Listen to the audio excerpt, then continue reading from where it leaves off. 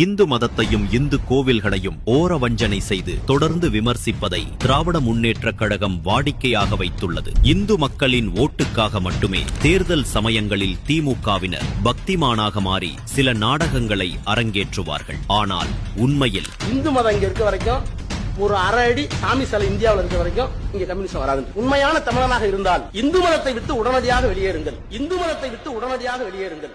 மக்கள் காலம் காலமாக நம்பிக்கையுடன் வழிபட்டு வந்த எண்ணற்ற இந்து கோவில்கள் திமுக ஆட்சியில் ஈவிரக்கமின்றி இடிக்கப்பட்ட அவல சம்பவங்கள் அரங்கேறியுள்ளன. இது ஒரு சாதாரண நிகழ்வல்ல.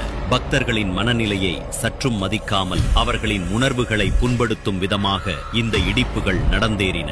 இந்த அநீதிகளுக்கு ஒருபடி மேலே சென்று திமுக எம்பி டி.ஆர். பாலு தான் 100 வருடம் பழமையான இந்து கோவிலை இடித்ததை மேடையில் பெருமையாக பேசியிருக்கிறார். 100 வருஷ கோயிலை இடிச்சிருக்கேன். இதே டி.ஆர். பாலு சரஸ்வதி கோயில், லட்சுமி கோயில், இன்னொரு கோயில், சரஸ்வதி, லட்சுமி, இன்னொரு கடவுள் பார்வதி கோயில், இந்த 3 கோயிலை நான் தான் இடிச்சேன்.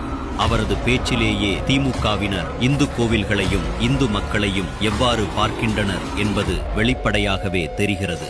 கடவுளுக்கு எதிரா ஒரு உண்டியல் இருக்கா? ஆமா. அதுக்கு எடுத்து சென்டன் வச்சுட்டு ஒரு காவலாளி நிற்கிறான். யாரை ஏமாத்துறீங்க இந்துங்கிற பேர்ல? கந்தசஷ்டி கவசத்துக்கு இப்படி ஒரு பார்வை இருக்குன்னு ஒரு ஆள் சொல்றாரு. பிட்டத்தை போய் காப்பாத்துறது ஒரு கடவுளா அப்படிங்கறது அது ஒரு கருத்தான போதுமே. அதுக்கே இந்து மதம் முன்பட்டு போச்சுன்னு ஸ்டாலின் பதில் சொல்லணும், ராஜா பதில் சொல்லணும்.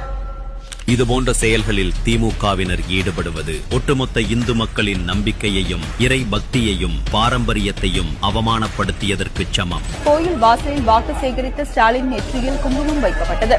இதனை அவர் உடனடியாக அழித்துவிட்டதால் அங்கு சிறிது நேரம் பரபரப்பு நிலவியது. திமுகவினரின் ஆட்சிக்கு நிச்சயம் ஒரு நாள் முற்றுப்புள்ளி வைக்கப்படும். இந்து மதத்தின் வலிமையையும் பக்தர்களின் அசைக்க முடியாத கடவுள் நம்பிக்கையையும் உணர்த்தும் வகையில் ஜூன் 22 மதுரையில் நடைபெறவிருக்கும் முருகபக்த மாநாட்டில் நாம் அனைவரும் ஒன்றிணைவோம். நமது கோவில்களை இடிக்கும் திமுகவினருக்கு நமது ஆன்மீகத்தின் வலிமையை காட்டுவோம்.